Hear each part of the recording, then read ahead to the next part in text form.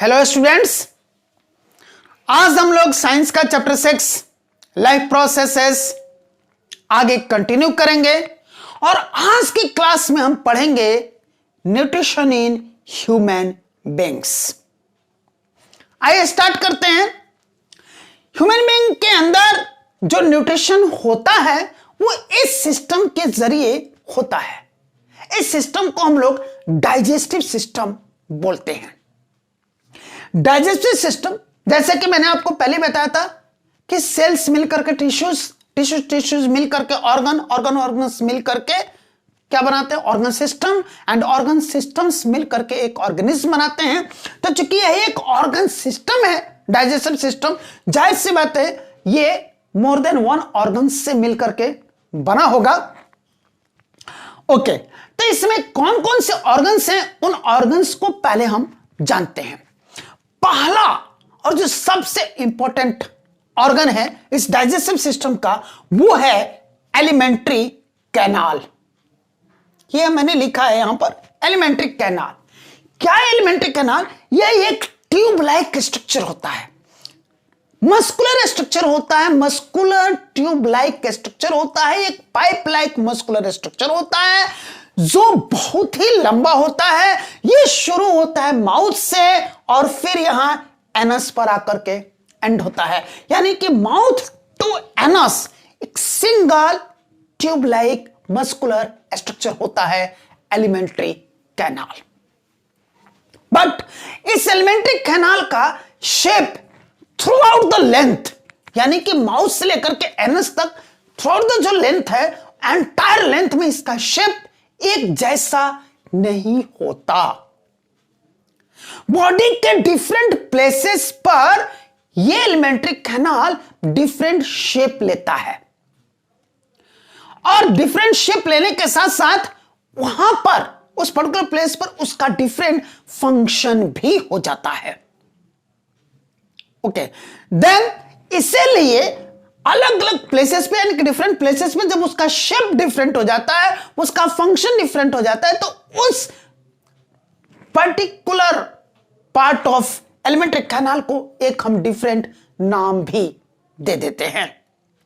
आइए उन different places के, डिफरेंट शेप्स के डिफरेंट नाम से मैं पहले आपके परिचय कराऊं, फिर फंक्शन पर हम लोग चर्चा करेंगे।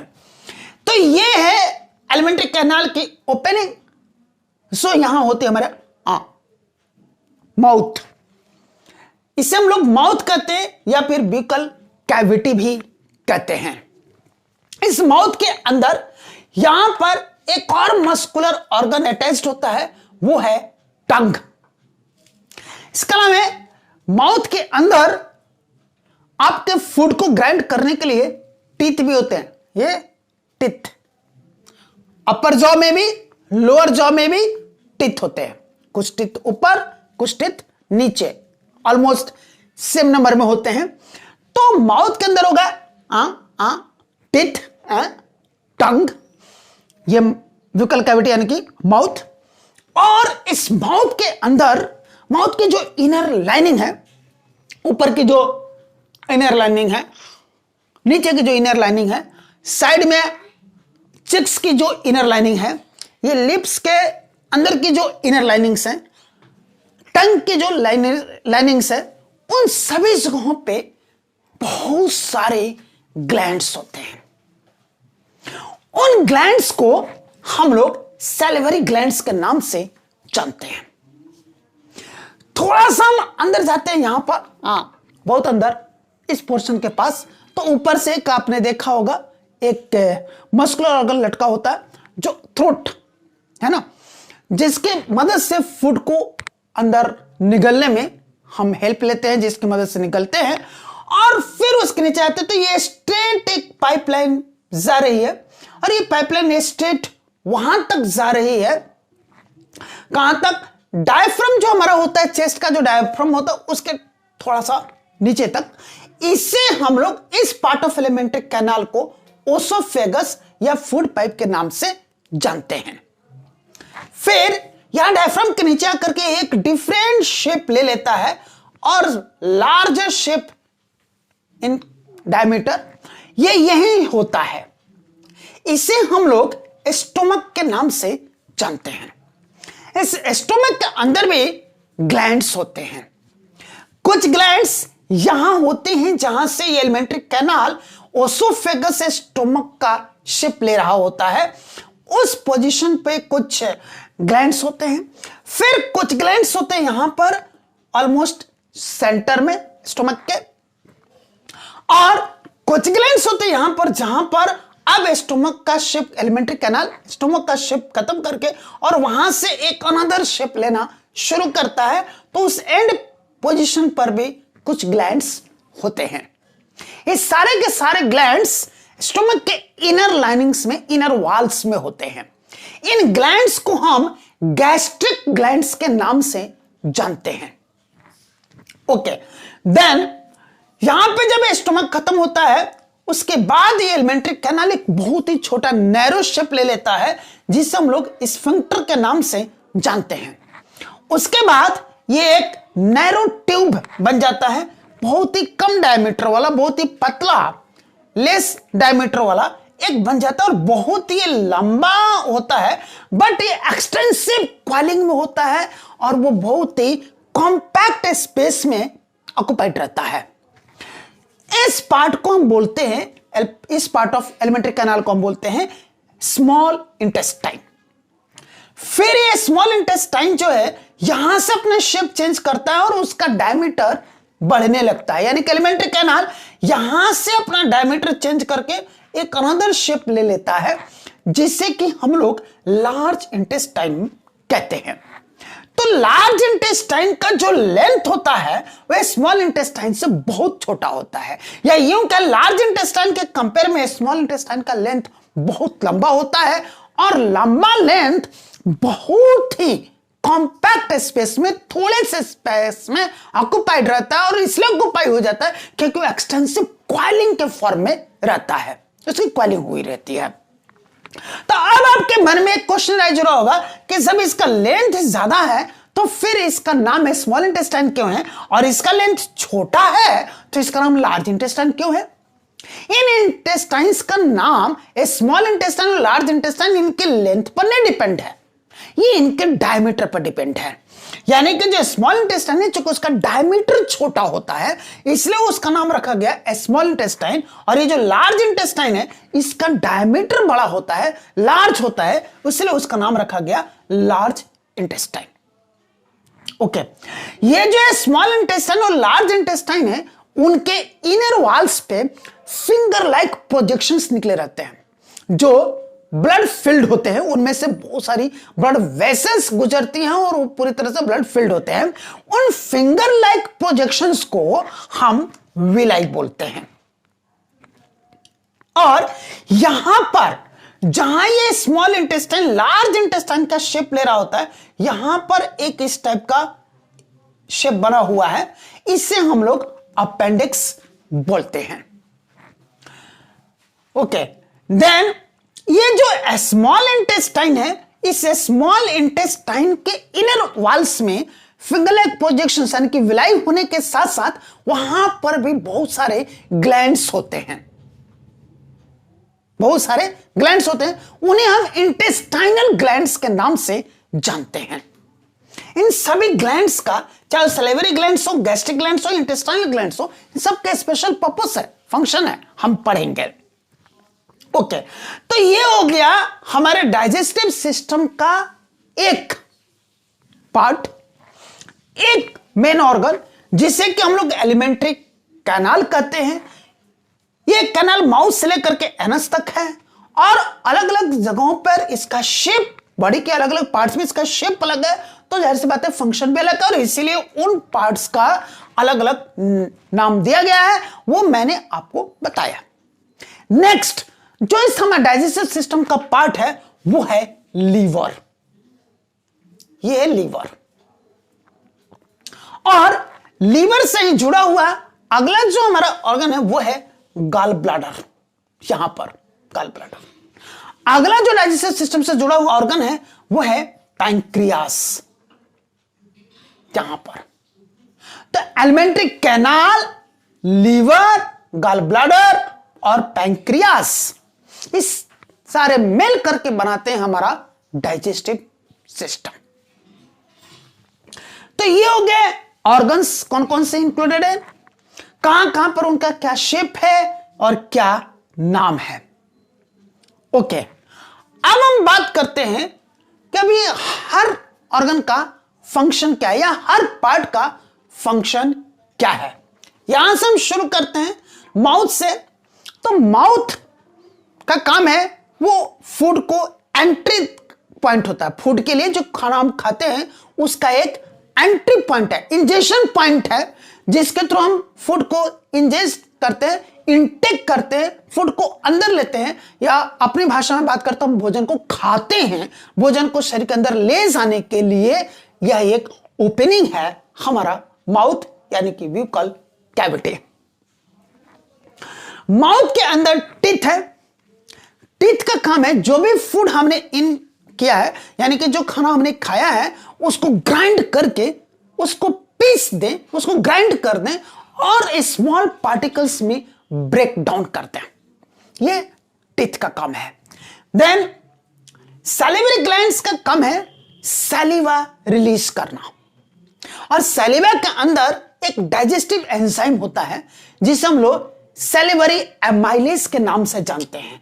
सैलिवरी ग्लैंड से क्या निकलता है, सैलिवा, लार, और इस सैलिवा के अंदर एक एंजाइम होता है, डाइजेस्टिव एंजाइम होता है, जिसे कि हम लोग सैलिवरी एमाइलेज के नाम से जानते हैं।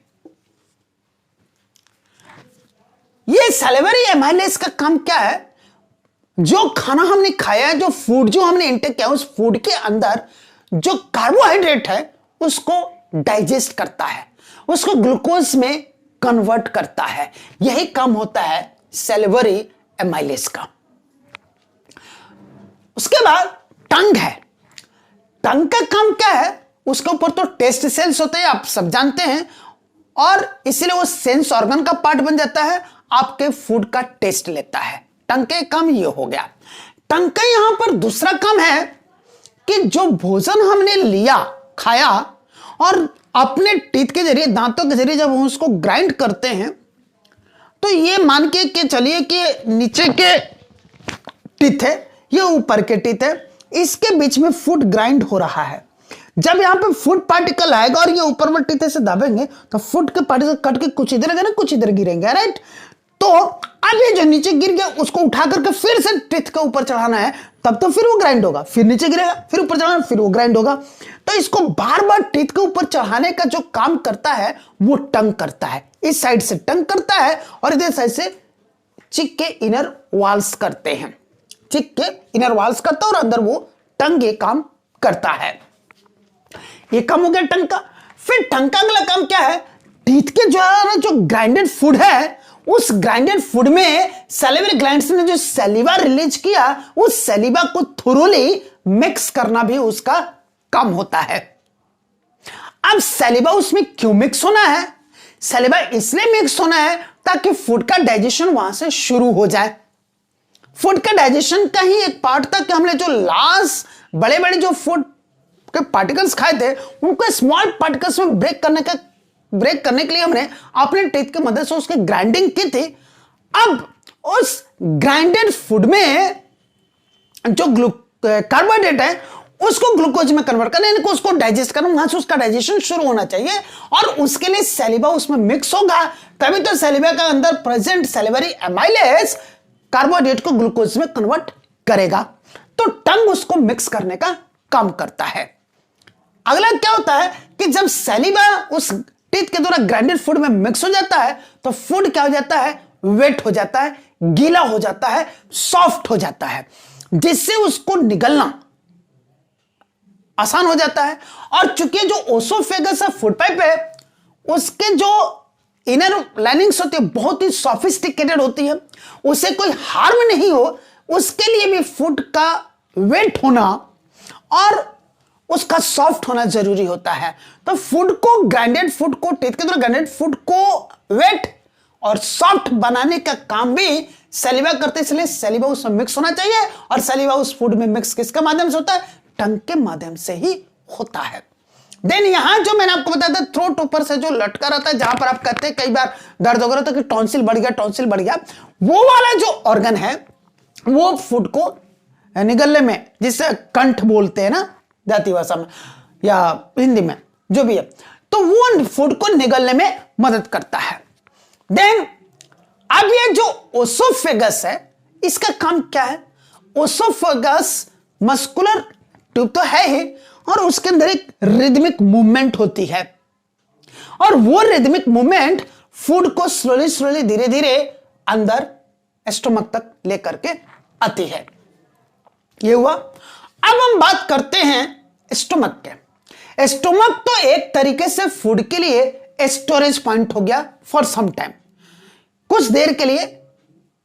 ये स्टोमक के अंदर जो यहां से फूड हमने लिया था, खाया था, निकला था, वो फूड यहां आकर के स्टोर होता है, तो एक तरीके से एक स्टोरेज पॉइंट भी हो गया। देन इस स्टोमक के इनर लाइनिंग्स में मैंने आपको बताया था कि गैस्ट्रिक ग्लैंड्स हैं। ये गैस्ट्रिक ग्लैंड्स का काम क्या है? इनमें से कुछ गैस्ट्रिक ग्लैंड्स ऐसे हैं जो म्यूकस रिलीज करते हैं। म्यूकस एक तरह का ल्यूब्रिकेटिंग सब्सटेंस है जो स्टोमक के इनर लाइनिंग्स को ल्यूब्रिकेट करता है for the purpose of protection, है ना। और दूसरे जो गैस्ट्रिक ग्लैंड्स हैं वो रिलीज करते हैं हाइड्रोक्लोरिक एसिड। तीसरे तरह के जो गैस्ट्रिक ग्लैंड्स हैं वो रिलीज करते हैं प्रोटीन डाइजेस्टिव एंजाइम, जिसे हम लोग पेप्सिन के नाम से जानते हैं। फिर आगे बढ़ते हैं तो ये रहा हमारा लीवर। लीवर का काम है बाइल जूस को प्रोड्यूस करना। बाइल जूस भी एक तरीके से एंजाइम ही है, और वो बाइल जूस रिलीज होता है, प्रोड्यूस होता है और रिलीज होता है लीवर के द्वारा, कलेक्ट होता है, स्टोर होता है गाल ब्लैडर के अंदर, और गाल ब्लैडर से ही वो निकल करके आकर के एलिमेंट्री कैनाल में जो फूड है उसमें मिक्स होता है। बाइल जूस का काम क्या है? बाइल जूस का काम है एक तो यहां से जो फूड आएगा वो एसिडिक आएगा, उस एसिडिक फूड का, इनके स्टोमक से आगे जो फूड निकलने वाला है वो एसिडिक होता है, उस एसिडिक फूड को वो स्लाइटली अल्कलाइन बनाना है। बाइल जूस उसका काम करता है। साथ साथ बाइल जूस जो है वो फैट्स के लार्ज ग्लोब्यूल्स को स्मॉल ग्लोब्यूल्स में ब्रेक करने का भी काम करता है। यहां है पैंक्रियास। पैंक्रियास जो है ये भी एक तरीके का आप कह सकते हैं ग्लैंड ही है, और पैंक्रियास से रिलीज होता है पैंक्रियाटिक जूस, जिसके अंदर फिर से डाइजेस्टिव एंजाइम्स होते हैं, जैसे कि एक डाइजेस्टिव एंजाइम जो उसमें प्रेजेंट होता है वो है ट्रिप्सिन, और ये डाइजेस्टिव एंजाइम्स एक बार फिर से फूड को डाइजेस्ट करने में हेल्प करते हैं। स्मॉल इंटेस्टाइन के अंदर जो ग्लैंड्स हैं, इंटेस्टाइनल ग्लैंड्स, वो भी डाइजेस्टिव एंजाइम्स रिलीज करते हैं जो फूड का फाइनल डाइजेशन करते हैं, फूड का फाइनल डाइजेशन करते हैं। और उस फाइनल डाइजेशन के दौरान कार्बोहाइड्रेट्स ग्लूकोज में, प्रोटीन्स एमिनो एसिड्स में, फैट्स फैटी एसिड्स और ग्लिसरॉल्स में कन्वर्ट हो जाता है। यहां पर फूड का फाइनल डाइजेशन होता है। और इंटेस्टाइनल स्मॉल इंटेस्टाइन के अंदर ये जो फिंगर लाइक प्रोजेक्शंस विलाई होते हैं वो डाइजेशन फूड जूसेस को एब्जॉर्ब करते हैं, और एब्जॉर्ब करके चूंकि उनमें से बहुत सारे ब्लड वेसल्स गुजरते हैं, ब्लड पास करता है, उस ब्लड में ये मिक्स कर देते हैं, और फिर ब्लड उन डाइजेशन फूड जूसेस को कैरी करके बॉडी के ईच एंड एवरी सेल तक पहुंचाने का काम करता है। रिमेनिंग जो फूड हो गया, यानी कि डाइजेशन फूड जूसेस अब्जॉर्ब करने के बाद जो रेस्ट ऑफ जो फूड बच गया, वो rest of food large intestine में चला जाता है। लार्ज इंटेस्टाइन के अंदर भी विलाई है, वो विलाई क्या करते हैं उस फूड के अंदर, यानी कि डाइजेस्टिव फूड के अंदर जो अनएब्जॉर्ब फूड इसके अंदर आया था उसमें जो एक्सेस वाटर है उसको एब्जॉर्ब कर लेते हैं, और फिर बिल्कुल वो अनडाइजेस्टेड फूड जो बॉडी के लिए अब वेस्ट है, किसी काम का नहीं है, वो लार्ज इंटेस्टाइन से आकर के इसी रेक्टम के अंदर स्टोर हो जाता है। और जब ये पूरी तरह से स्टोर हो जाता है, ब्रेन के पास मैसेज आता है, और फिर ब्रेन आगे सर्टेन मैसेजेस फॉरवर्ड करता है और एनस के थ्रू उस वेस्ट मटेरियल को, अनडाइजेस्ट फूड को निकाल बाहर किया जाता है, एक्सक्रीट आउट किया जाता है। तो यहां पर हमने आपको डाइजेस्टिव सिस्टम में कौन कौन से ऑर्गन से वो बताया, हर ऑर्गन में कौन कौन से पार्ट्स हैं उनके नेम बताए, और हर पार्ट का या हर ऑर्गन का हमने आपको फंक्शन बताया। अब हम पढ़ते हैं पूरा कंप्लीट डाइजेशन प्रोसेस वर्क कैसे करता है। आइए हम सबसे पहले क्या करते हैं, हमें भूख का एहसास होता है, हम खाने के लिए जाते हैं और सब हमारे सामने खाना आता है, परोसा जाता है, हम खाना लेते हैं, खाने बैठते हैं। उसी समय से हमारे सेंस ऑर्गन्स कुछ इस तरीके से ब्रेन को मैसेज भेजते हैं और ब्रेन हमारे सैलिवरी ग्लैंड्स को मैसेज भेज देता है और सैलिवरी ग्लैंड्स सैलिवा रिलीज करने लगते हैं, यानी कि हमारे और आपके मुंह के अंदर पानी आ जाता है। ये पानी तब आता है जब हम अच्छे खाने के बारे में सोचते हैं, अच्छे खाने की पसंदीदा खाने की खुशबू हमें आती है, या फिर हम बिल्कुल खाने के लिए बैठे हुए हैं और सामने खाना परोसा गया है। कई बार खाने के बारे में सिर्फ सोचने मात्र से भी रिलीज हो जाता है सैलिवा, मुंह में पानी आ जाता है। तो वहां पर मुंह के अंदर कुछ पानी आ चुका है, यानी कि सैलिवा रिलीज हो चुका है सैलिवरी ग्लैंड से। फिर हम खाना को उठा करके हाथ से या चम्मच से किसी भी माध्यम से भोजन को उठा करके हम मुंह के अंदर डालते हैं। मुंह के अंदर हम जैसे डालते हैं वैसे हमारा मुंह चलना चालू हो जाता है चलना। और जब वो मुंह चलना चालू हो जाता है तो जो हमने फूड, जो बाइट हमने अंदर डाला है, अब वो हमारे दांतों के द्वारा, टीथ के द्वारा ग्राइंड होने लगता है। ये नीचे के टीथ और ये ऊपर के टीथ, यहां फूड चढ़ता है और ये ऐसा करके ग्राइंड करता है, फिर ये उठता है, इसको ग्राइंड करता है। ग्राइंड होते ही पार्टिकल्स कट के इधर गिरते हैं, इधर से चिक के जो इनर वाल्स हैं वो उसको फिर से चढ़ा के ऊपर रख देते हैं, टीथ के ऊपर रख देते हैं, लोअर जॉ के टीथ के ऊपर, और इधर से जो टंग है फिर उसको उठा करके यही इसी टीथ के ऊपर करता है, तब तक ऊपर वाला टीथ आकर के इसको फिर कट करता है, और ये प्रोसेस चलता रहता है। यानी कि इस तरीके से फूड ग्राइंड होता है, जिसमें ग्राइंडिंग का मेन वर्क हमारे टीथ करते हैं, लोअर जॉ के टीथ और अपर जॉ के टीथ मिलकर के ग्राइंडिंग का काम करते हैं। साथ में उस ग्राइंडिंग में फूड को चढ़ाने में हमारे चिक्स के इनर वाल्स काम करते हैं और टंग भी काम करते हैं चढ़ाने में। उसके बाद टंग तब तक टेस्ट भी ले चुका होता है, वो हमने जो खाना लिया रहता है, और फिर सैलिवरी ग्लैंड्स कंटिन्यूअसली सैलिवा रिलीज करते रहता है और वो सैलिवा टंग के द्वारा, टीथ के द्वारा ग्राइंडेड फूड में मिक्स भी किया जाता है, ताकि वो जो ग्राइंडेड टीथ का जो ग्राइंडेड फूड है वो क्या हो जाए, वेट हो जाए, सॉफ्ट हो जाए, उसको निगलने में आसानी हो। फूड पाइप जो है, एसोफेगस जो है, उसके इनर लाइंस जो कि सोफिस्टिकेटेड होते हैं, उनको कोई हार्म नहीं हो, इजीली वो अंदर उसमें से पास होकर के चली जाए, इसलिए उसमें सैलिवा मिक्स किया जाता है। और साथ ही सैलिवा के अंदर जो एंजाइम होते हैं, सैलिवरी एमाइलेज, वो एंजाइम उस फूड के अंदर जो कार्बोहाइड्रेट्स प्रेजेंस है उसका डाइजेशन वो शुरू कर देता है, यानी कि कार्बोहाइड्रेट्स को ग्लूकोज में कन्वर्ट करना शुरू कर देता है। उसके बाद हमें जब लगता है कि प्रोसेस कंप्लीट हो गया, हम फूड को निगल लेते हैं, इन करते कंठ के मदद से, और जब फूड इन जाता है ओसोफेगस में हमारे रिदमिक मूवमेंट होती है, और उस रिदमिक मूवमेंट के जरिए फूड धीरे धीरे धीरे धीरे स्लोली अंदर जाता है। लेकिन ध्यान देना है कि हमने खाना खाया, ग्राइंड किया, सैलिवा मिक्स किया और निगला, जब तक फूड यहां पहुंचेगा स्टोमक के अंदर ओसोफेगस होते हुए, उससे पहले ही स्टोमक के अंदर जो गैस्ट्रिक ग्लैंड्स हैं उनमें से कुछ गैस्ट्रिक ग्लैंड्स म्यूकस रिलीज कर देते हैं। ध्यान देना है, फूड के स्टोमक में पहुंचने से पहले, फूड के स्टोमक में पहुंचने से पहले स्टोमक के अंदर के कुछ गैस्ट्रिक ग्लैंड्स म्यूकस क्या रिलीज करते हैं, म्यूकस, जो कि ग्रेस लाइक सब्सटेंस होता है। जैसे ग्रेस हम लगाते हैं ना बॉल बेयरिंग में या किसी भी मशीन पार्ट में, उससे ग्रेस लाइक एक सब्सटेंस है, एक मटेरियल है, जिससे कि हमारे स्टोमक के कुछ गैस्ट्रिक ग्लैंड्स ने रिलीज किया है, और वो पूरी तरह से स्टोमक के अंदर के इनर वॉल्स पे पुता जाता है, पूरी तरह से चपड़ा जाता है, पुता जाता है। जिस तरह से हम और आप ग्रीस अपने बॉल बेयरिंग में या किसी मशीन पार्ट्स में खूब अच्छी तरह से लगाते हैं ना, उसी तरह से उसके इनर वॉल्स पे खूब अच्छी तरह से वो लग जाता है। कौन? म्यूकस। उसके बाद ही वो फूड इस स्टोमक के अंदर आता है।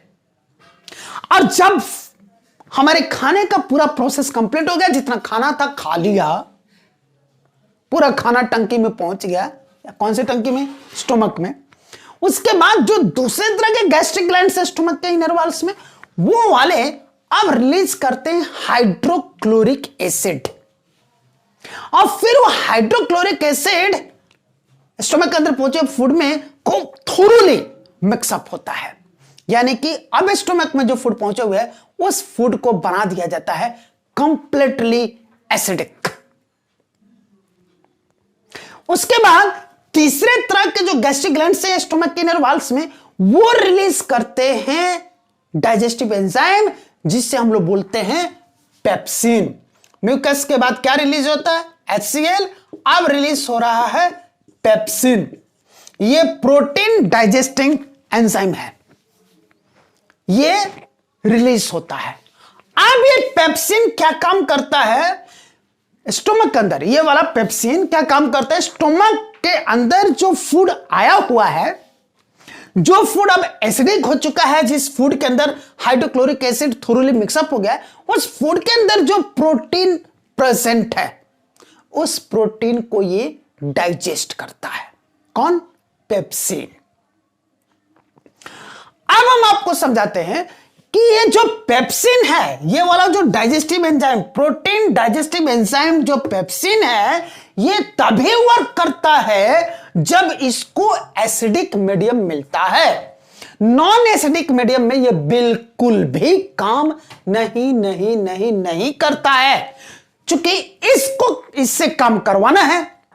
किससे काम करवाना? पेप्सिन से तो काम करवाना है, क्योंकि हमारे भोजन के अंदर प्रोटीन और प्रोटीन को पचवाना है, डाइजेस्ट करवाना है। वो काम तो पेप्सिन ही करेगा। पर पेप्सिन कब काम करेगा? जब उसको एसिडिक मीडियम मिलेगा।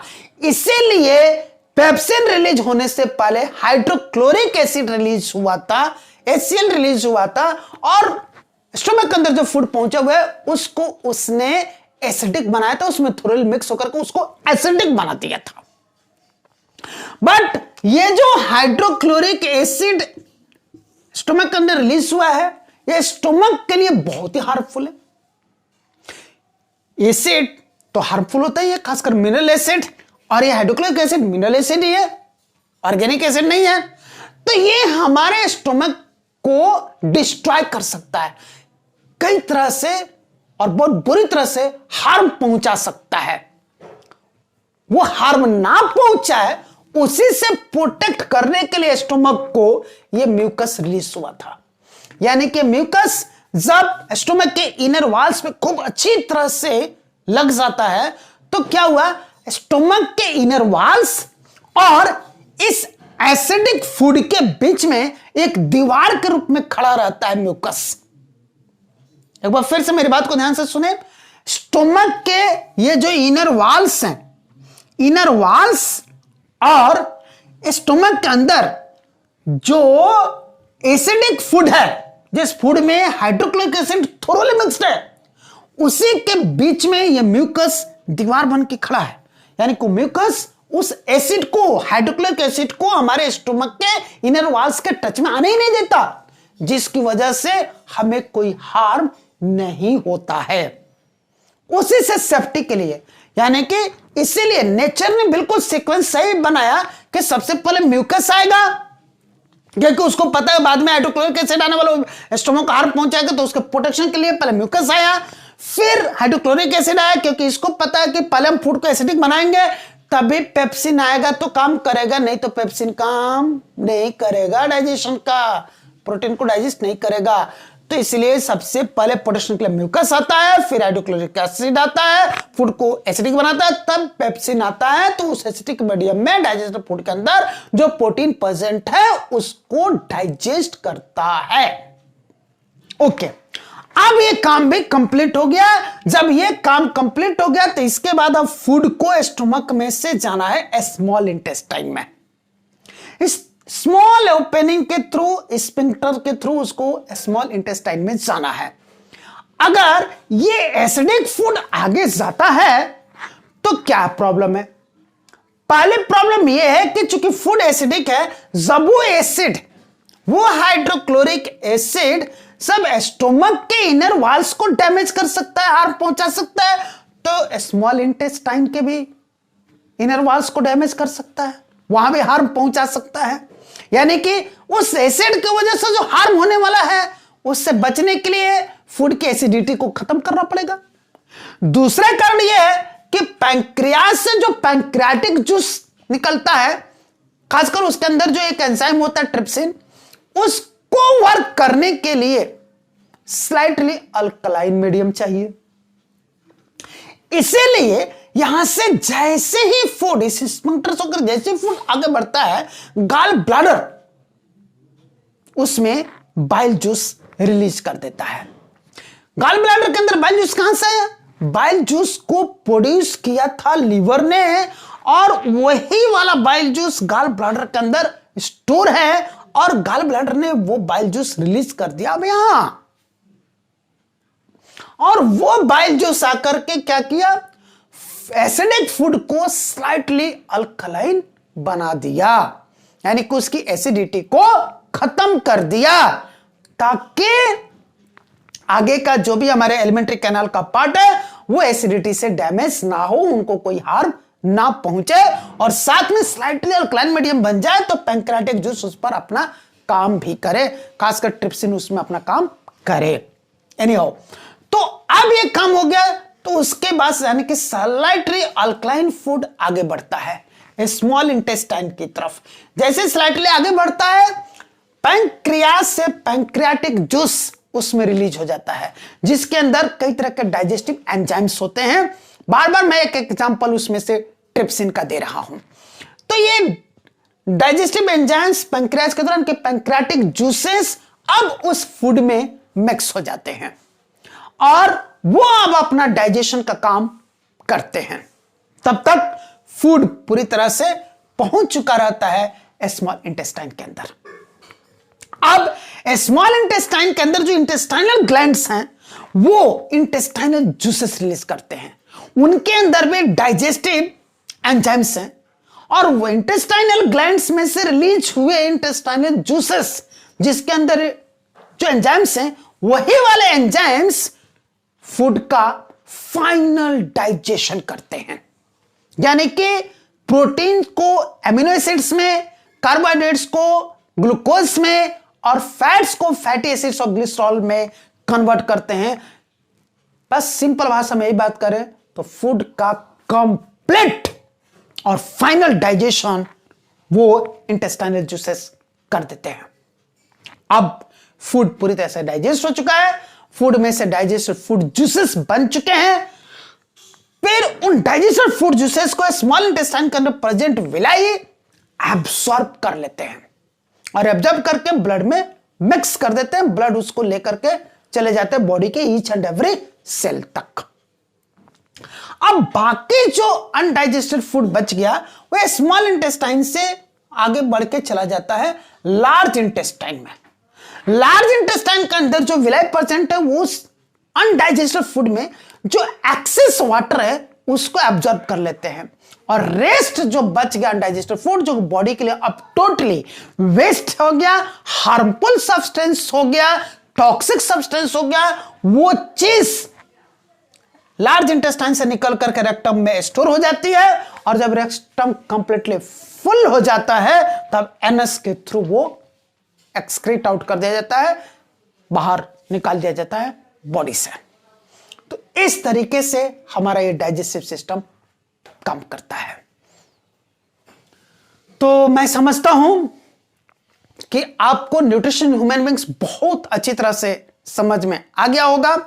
फिर भी अगर आपको लगता है कि कहीं कोई डाउट है, कोई कंफ्यूजन है, तो आप मुझसे जरूर बताएं। मैं आपके डाउट्स और कंफ्यूजन्स को जरूर जरूर जरूर सॉल्व आउट करने की पूरी कोशिश करूंगा। I will try my level best, I will try my level best. और फिर भी अगर जरूरत पड़े कि मैं आपको इसके ऊपर दोबारा से टीचिंग वीडियो बना करके दूं, तो मैं वो भी करने के लिए तैयार हूं।